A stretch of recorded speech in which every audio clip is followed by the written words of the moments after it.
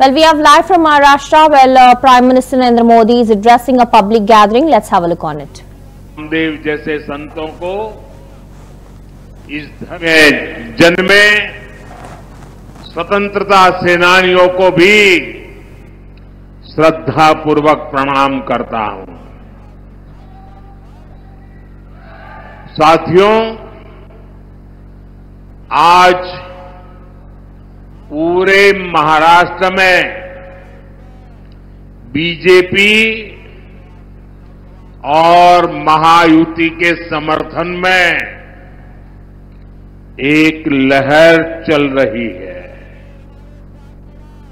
आज हर किसी की जुबान पर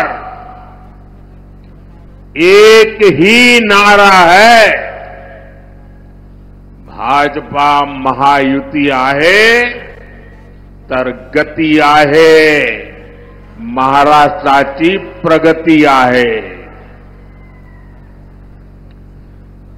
ये सज्जन कुछ फोटो लेके आए हैं, ये फोटो ले लीजिए भाई। मुझे देने के लिए लाए हैं कि दिखाने के लिए लाए हैं? देने के लिए लाए। जरा सिक्योरिटी के लोग वो फोटो ले लीजिए, मुझे पहुंच जाएगा। मैं आपका आभारी हूं। हाँ, दे दीजिए इनको।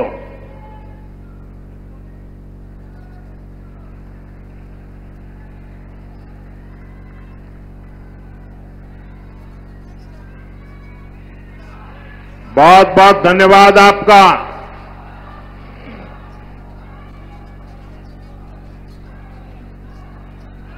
साथियों, आज देश विकसित भारत के लक्ष्य के साथ आगे बढ़ रहा है और देश की जनता जानती है कि इस लक्ष्य की प्राप्ति के लिए भाजपा और उसके सहयोगी दल ही गंभीरता से काम कर रहे हैं। इसलिए भाजपा और एनडीए सरकारों को देश के लोग बार बार चुन रहे हैं। केंद्र में देश ने लगातार तीसरी बार एनडीए को सेवा का मौका दिया है, लेकिन इस बार उसमें नांदेड़ का फूल नहीं था भाई।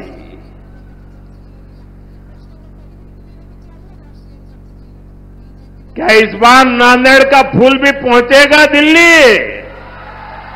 पक्का पहुंचेगा। देखिए, आज मैं डबल ड्यूटी कर रहा हूं।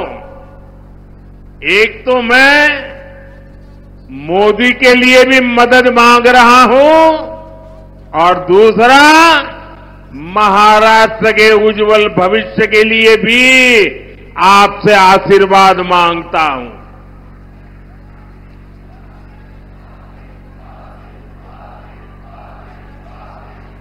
जो नांदेड़ लोकसभा क्षेत्र के भाई बहन है, आपको 2 वोट डालने हैं ना, याद है ना? हाँ, वरना वो लोग तो कुछ उल्टा ही पढ़ाएंगे आपको। साथियों, अभी हरियाणा के चुनावों में बीजेपी को पहले से भी ज्यादा सीटें मिली। पहले से क्या, इतिहास में सबसे ज्यादा सीटें मिली। अब यही इतिहास महाराष्ट्र की जनता भी दोहराने जा रही है। साथियों, पिछले 2 दिन से मैं महाराष्ट्र में जहां जहां गया,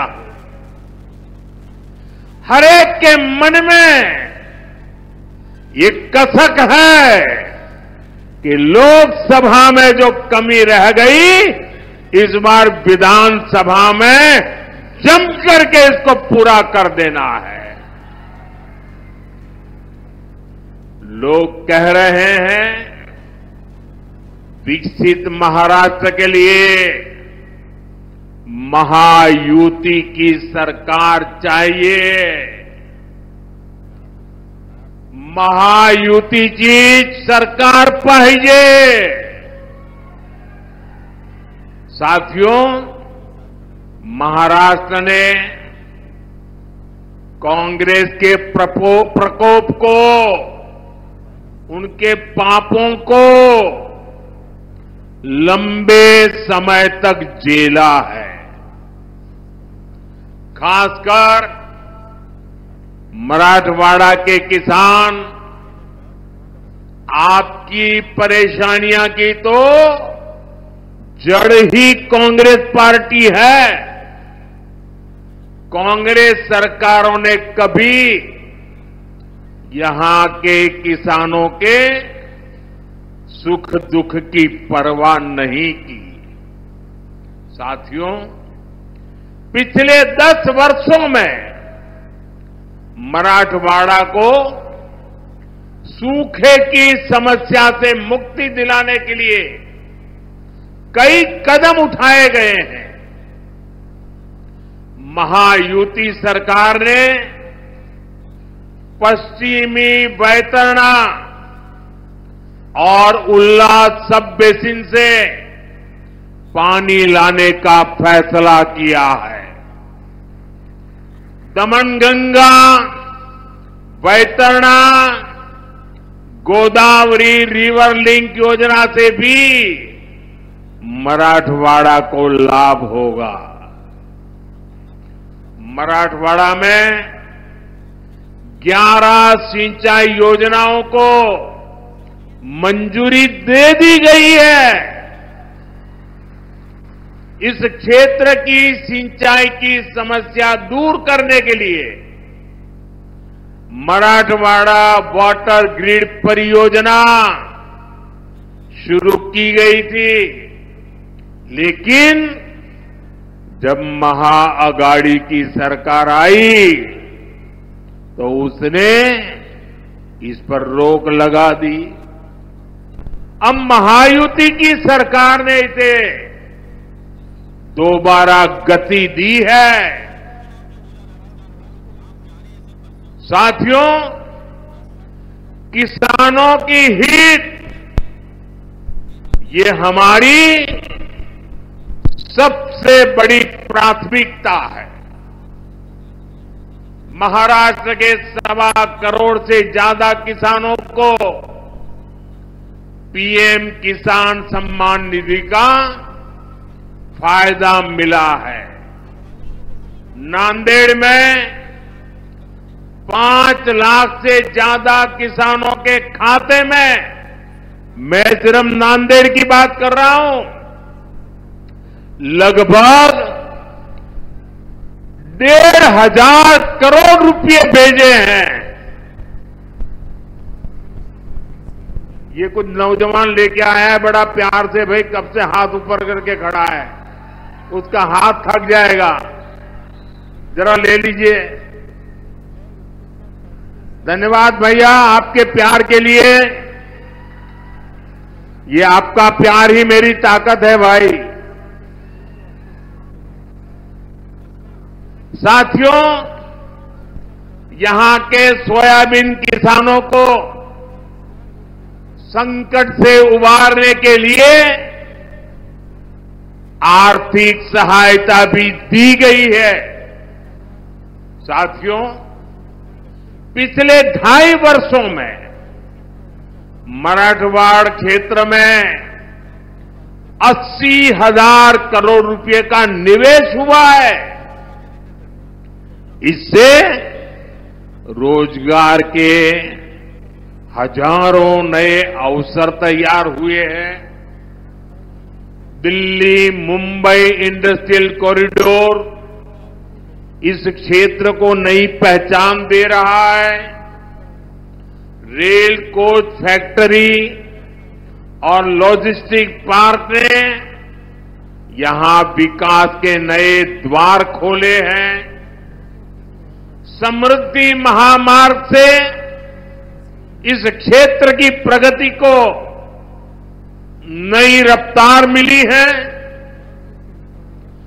नांदेड़ से गुजरने वाले शक्तिपीठ एक्सप्रेसवे से पूरे मराठवाड़ की अर्थव्यवस्था को नई ऊंचाई मिलेगी। नांदेड़ से दिल्ली और आदमपुर के लिए विमान सेवाएं शुरू हो गई है। जल्द ही हमारे सिख भाइयों को यहां से अमृतसर तक की यात्रा विमान से करने की सुविधा भी मिलने वाली है। साथियों, पिछले 10 वर्षों में हमारी सरकार की ज्यादातर योजनाओं के केंद्र में नारी शक्ति रही है। जिस परिवार को पीएम आवास योजना के तहत घर मिल रहा है, जिस घर में नया शौचालय बन रहा है, जहां पहली बार बिजली और पानी का कनेक्शन पहुंच रहा है, जिस रसोई में पहली बार गैस सिलेंडर पर खाना बन रहा है, वहां घर की महिला सदस्य को ही सबसे ज्यादा सुविधा हो रही है। मैं जरा माताओं बहनों को पूछता हूं, मैं सही बोल रहा हूं? हो रहा है कि नहीं हो रहा है?